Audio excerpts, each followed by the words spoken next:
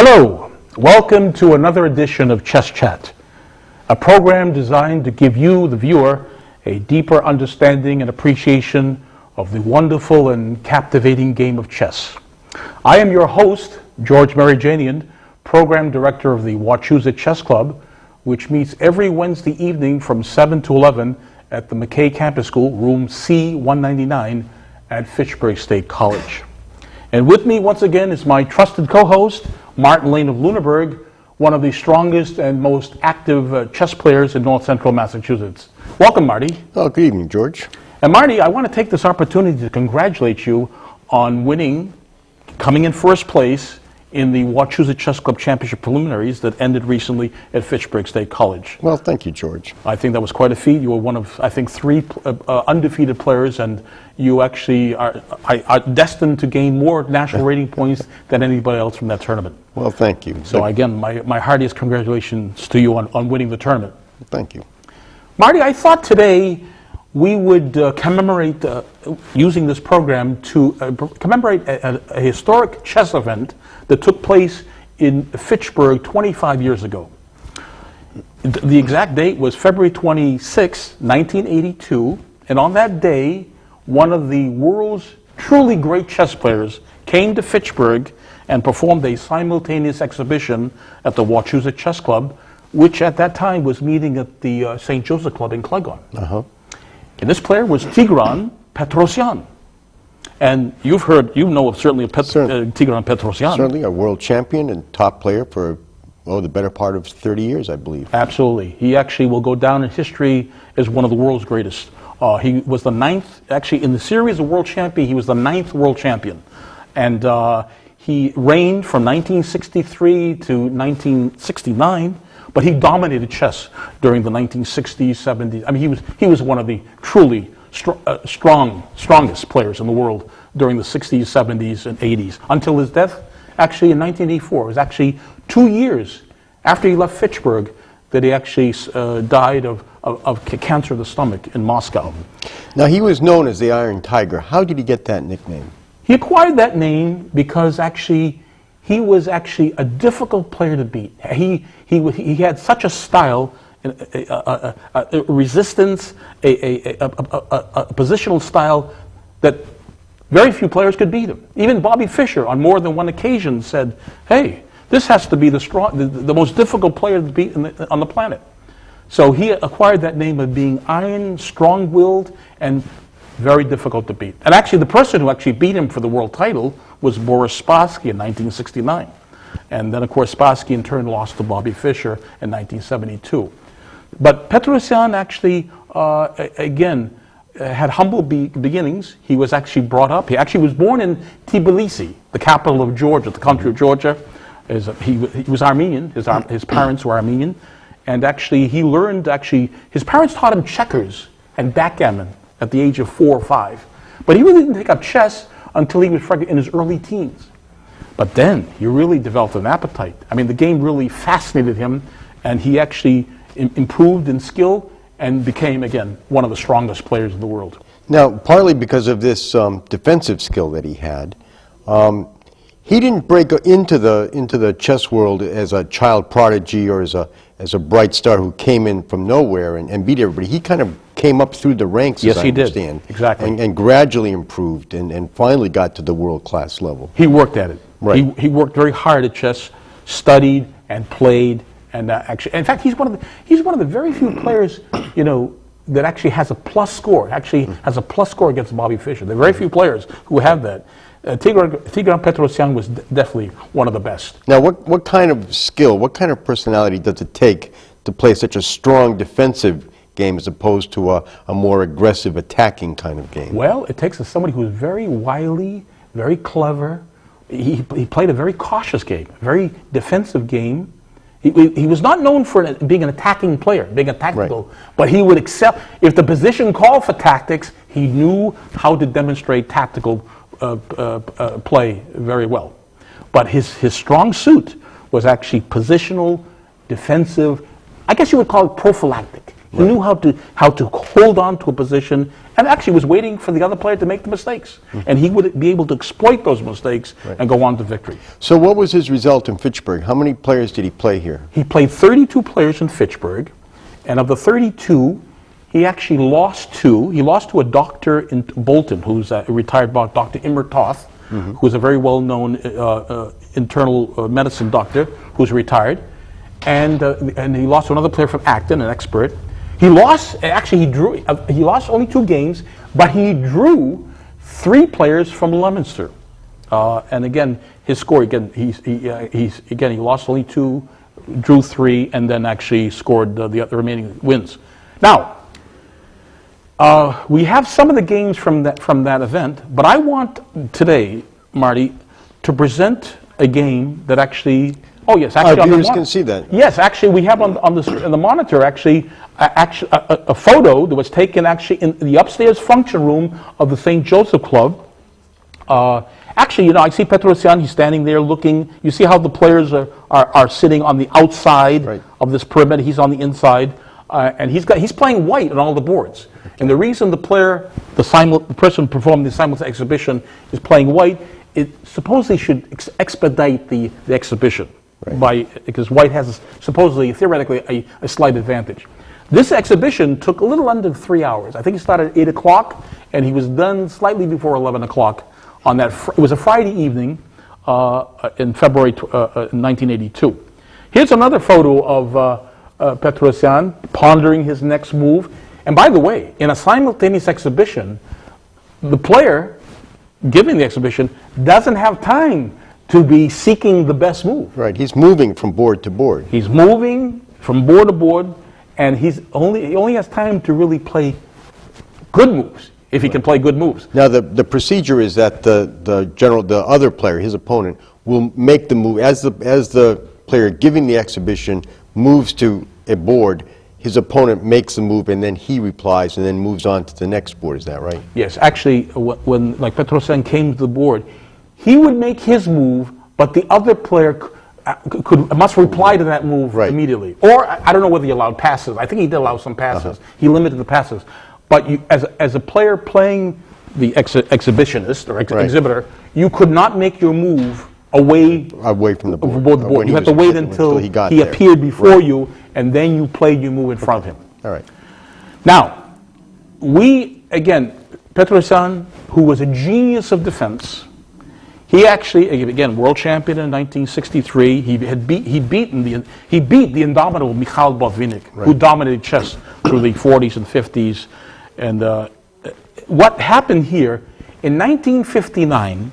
Petrosian played in a candidates tournament. This is the World Championship candidates tournament, and actually the winner of this tournament would go on to be the challenger against Botvinnik. Right, the candidate series was a playoff series. It was a playoff series. To determine a challenger to the reigning world champion. Exactly. Okay. Now, in 1959, he played the one and only Michal Tal of Latvia, who actually was able to win that tournament and went on to play Botvinnik for the world championship and won in 1960, but then lost it the following year. Tal only held the world championship for 1 year. It was actually a few years later that Petrosian became the world champion. So, this is a game. Let's get right to a game. This was played in 1959 in Bled, Yugoslavia. Tal is white. He's the master of attack. He's playing the genius of defense, Petrosian. And Tal opened up with? Tal opens with pawn to e4. e4. An opening we've talked about before. Very strong. Attacks 2 key center pawns, opens up a diagonal for the white bishop and for the queen. An excellent move. Okay. Petrosian, who has had a wide repertoire, responded with c5. Okay. Now, that's called a Sicilian defense, but that's a little misleading because it's actually a whole family of defenses. There are lots of possibilities here. White can respond by moving the knight to c3, a sort of solid opening approach to that.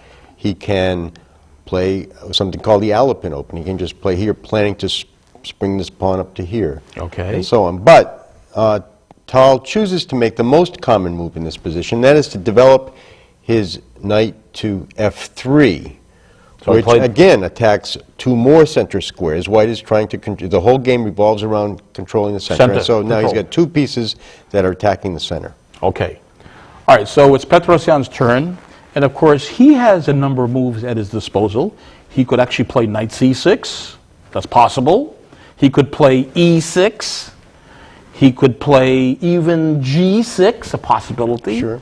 But he played another good move, d6. So in the game, Petrosian plays d6. Okay, so what did Tal do against this? Well, Tal continues with this idea of challenging and controlling the center. He goes right for the c-pawn by playing pawn to d4. Okay. Again, moving his second center pawn. All right, so now he has two pawns in the center. He's also attacking the c-pawn, which is defended, however. But what Petrosian does is a logical reply. He captures. C captures d4, and that's what he played. C takes d4.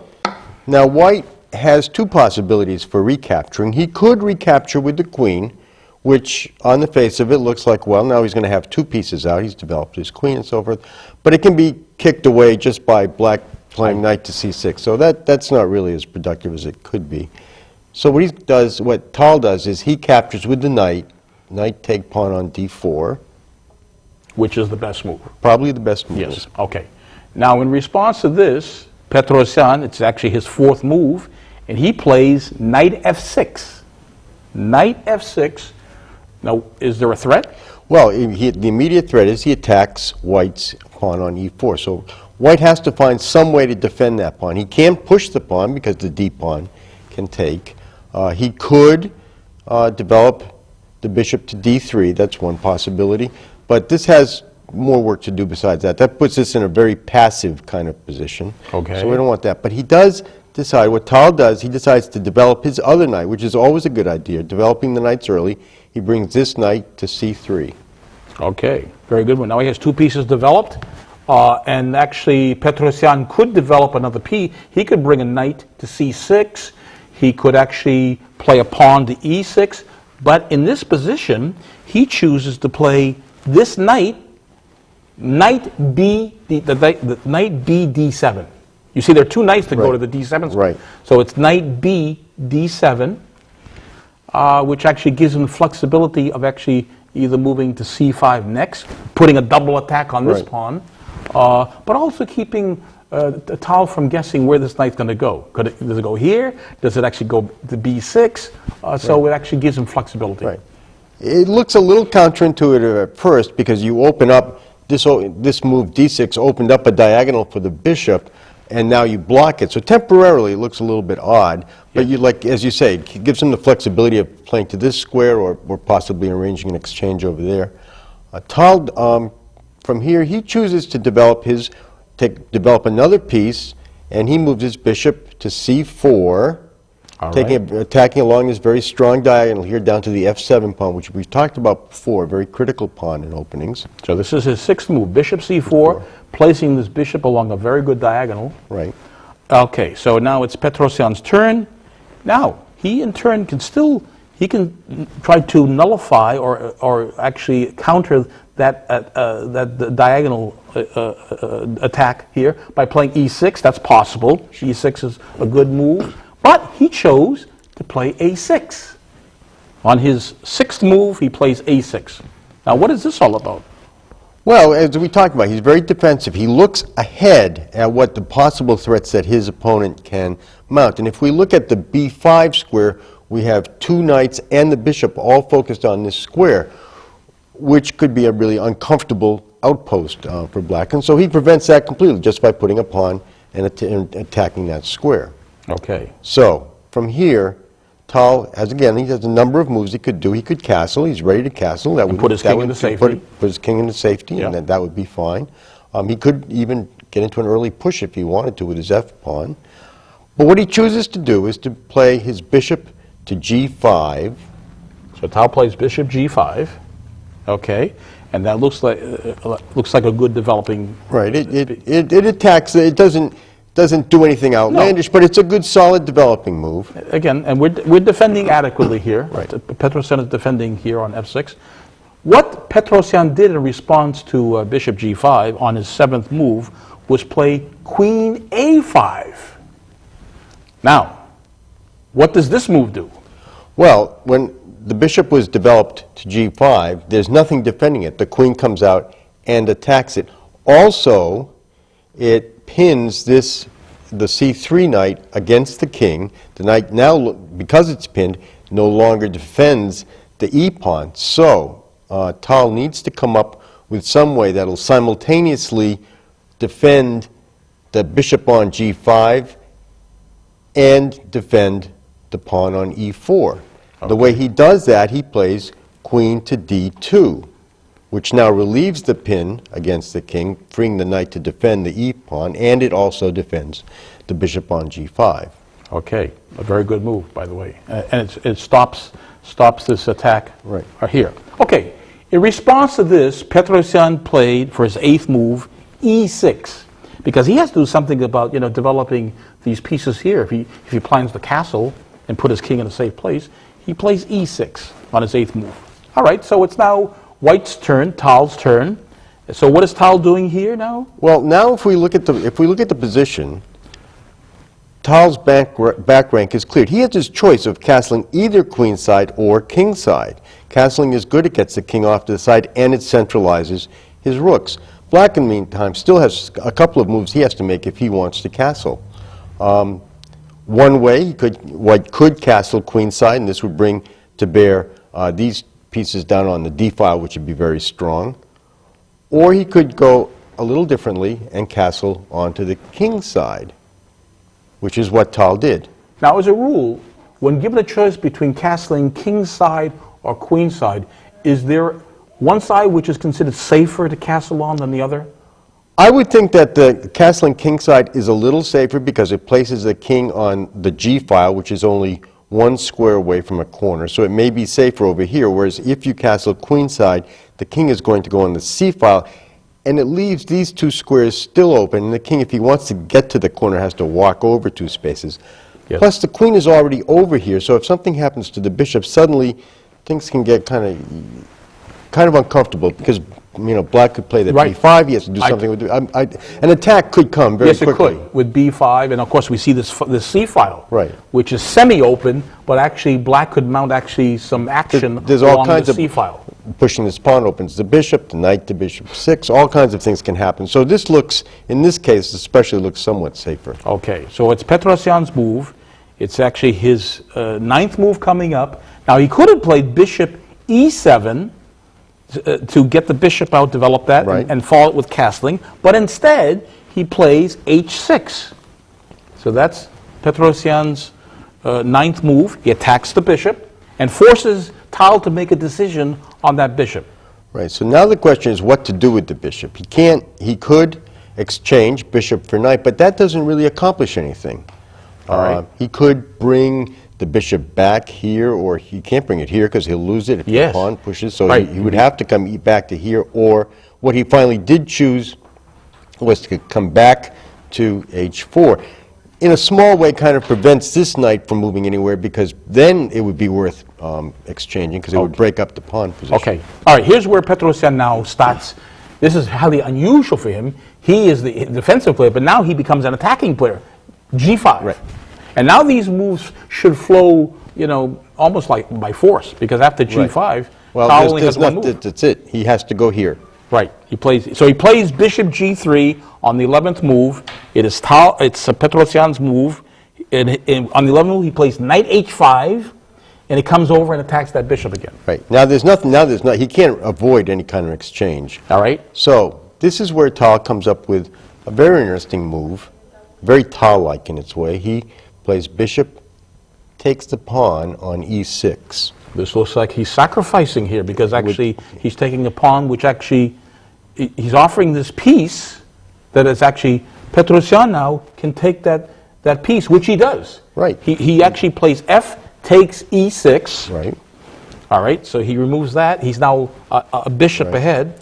Tal is actually sacrificed. Tal carries through with his plan. He's going to play knight take E6. So now he has 2 pawns for his bishop, which is, he's still a bit behind in material, but now it's And I see also he's threatening to get 3 pawns with the bishop. Right. I see the bishop Right. Once lined up. once knight takes bishop here, then this bishop, he would get 3 pawns, and then that would be kind of an advantage, I think. Okay. So it's actually Petrosian. So knight takes e6 was the last move. So what Petrosian does here, and it's his 13th move coming up, he gets rid of this bishop. Right. It's bearing down here. Knight takes g3. Right.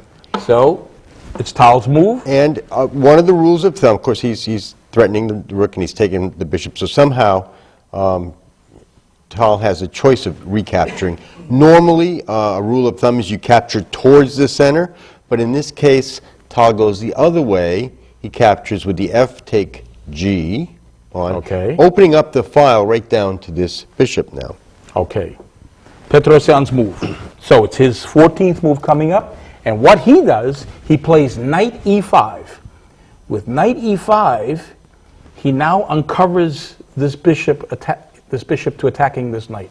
Right. So it's Tal's move. Right. What he does here is he plays rook takes the bishop. He takes advantage of this open file, check. Rook takes f8, check. Right, rook takes f8, check. Okay. Well, actually, the move is forced now. Right. Petrosian must take back with the rook. Because there's nothing defending the other No, rook. he can't so take with the he king He because- can't take with the king. Absolutely. He can't run with the king because he'll lose his rook. So his 15th move was rook takes f8. right. Okay, so we remove that. And now the queen comes down, takes the d6 pawn, and threatens the rook. Ooh. Queen take rook. We have a check. double attack on this rook. Right. Okay, so we have to save this rook. We have it with a double attack. So what Petrosian does here in this position for his 16th move plays rook f6. He comes here, he pins this knight, and now he has a double attack on the knight, and he's threatening actually to win this knight. Right. So it's And at this point, Tal has given up a full rook for 2 pawns. And so whatever he does has to work because he's down, seriously down in terms of material. right. Yes, he's given up. He's given up to get pawns. He's gained pawns on this. Yeah.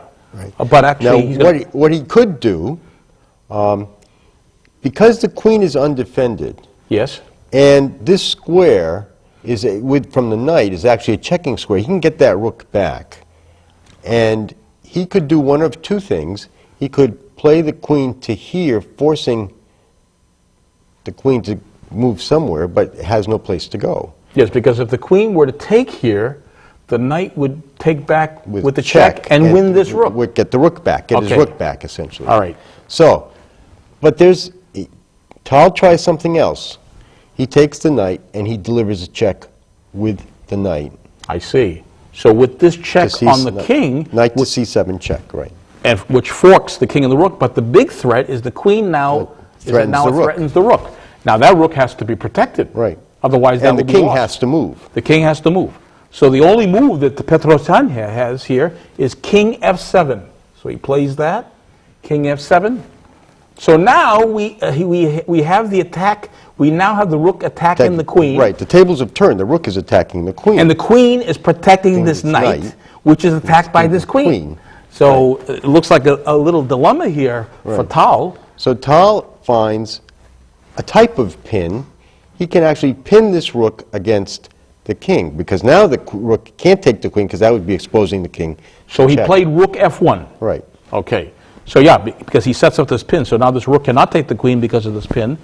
And also now we have the double attack on the rook that Tal has. So Petrosian's next move is forced. Right. So he must take here. He takes rook takes f1 check. Right. And the Takes king there. has to take. There's no choice there. Tal plays king take rook, king take f1. Okay. All right. So now it's actually Petrosian's Petrosian's move, move. and actually he's got this rook still under attack. But what Petrosian does here is knight c4. He plays knight c4, Attacking which the queen. attacks the queen, Right. which is actually still protecting this. Right. So what does he do? The only thing the queen can do is he sets up a bit of a trap. Queen takes the pawn on h6. So while it looks as though the knight is undefended, the queen can't take that knight because queen to h7 check captures the queen. The king has to move out of the way, and the queen is lost. Yeah, this is actually known as either a skewer or an X-ray attack. Right. If the queen takes on c7, allowing queen h7. Right. So what Petrosian comes up with is queen c5. He ignores this because actually immediately attacks this knight here. So Right. queen c5 was played by him. So now Tal decides to take the rook on a1, knight take a1. And he is actually ahead materially. They actually have each side with two minor pieces, the queen. White has a lot of extra pawns. Well, 7 pawns versus to 3. This so is a 4-pawn pawn advantage. right. This looks like a big advantage. However, it's Petrosian's move. Knight takes a8 was the last move played by Tal. What Petrosian plays here, this is where his defensive genius comes to fruition. He plays knight d2, check. Right. Knight d2 check. Right. Now, the king can't go here or here because of the queen. Right. Queen controls the diagonal, the dark squares. If he goes here, the queen can come down, check, and that's check. That'll be checkmate soon. Or he can even come here, even queen here right, to e3. Queen there is that's even, right, even looks more even better, devastating. right? Because then, right. So he plays king to e2. Right, he has to go to a light square. Right. He has to go to a light square. Okay. Now, black continues the attack, and Petrosian now plays bishop g4 check. Now, what does one do? Well, he can't take the knight because that'll lead to checkmate again. You mean because of this queen here? Queen to there, d4? check, and then what? Well, actually, is it checkmate? Because actually, soon queen d4. Can he get out of this? I think actually he can escape. Well, because he can go back to a dark square, and I think actually he can. He has dancing room. He might be able to. I think he has dancing room there. Okay. So what happens here? But what he did was he came up. He came up actually to. Oh, he came up. All right. So now we have king to d3 was played. That was Tal's 23rd move. Right. What Petrosian played here in response was queen c4 check. And the king has only one square to there. Because if he had taken the knight, we see the queen going to d4 checking. Right. And actually he would actually have what we call perpetual check. Right. Sorry. So the king goes here, and it's Petrosian's move. Right. King d3. So what he does, he says, wait a minute, I can go back here and just repeat queen Right. c5 check. And they, at this point, I believe they agreed to a draw because it would just be the king has nothing else to do except to come Right. back Actually, here. in the actual game, actually, Tal played king d3 and offered a draw at this point. Okay. So this is an amazing game. This is highly unusual. You don't see actually Petrosian playing such a game. This is highly uncharacteristic of him. So we see that actually Petrosian saved this game. It looked, for example, that he was going to lose this game, but he was able to counter this genius of attack, Mikhail Tal, who was really, truly the most gifted tactical player in the history of chess. But if we look at this final position, we'll see that Petrosian's pieces are all in an attacking spot, whereas the queen and the knight are all off in the fringes and have nothing. He had no way to neutralize this threat. Exactly. Well, is there anything actually that we want to say about Petrosian? I mean, you know, it's unfortunate he died at the young age, 55. Right. Actually, when he came to Fitchburg, we didn't know at the time that he was sick. You know, in fact, he did not reveal it. That he went back to, he lived most of us in Moscow. And actually, I remember picking him up at the airport. It was a Friday afternoon. On that Friday, February 26th, I drove to Logan Airport. I picked him up with his wife, Nona, and I drove them to the Parker House where they were spending the night. Because they were spending the night, actually, they putting their first exhibition was in Fitchburg. Then on Saturday, he did a performance in Boston at the Boylston Chess Club on Boylston Street. And then on Sunday, he went down to Mansfield. It was a chess club in Mansfield. So he actually did 3 exhibitions, but the one in Fitchburg was very memorable.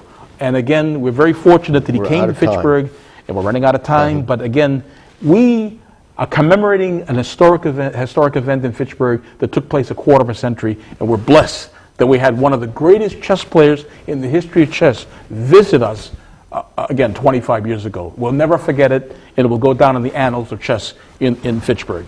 And again, join us next time for Chess Chat, in which we will present actually another interesting theme, another interesting game that will certainly fascinate all of you viewers out there who either play chess or want to learn the game.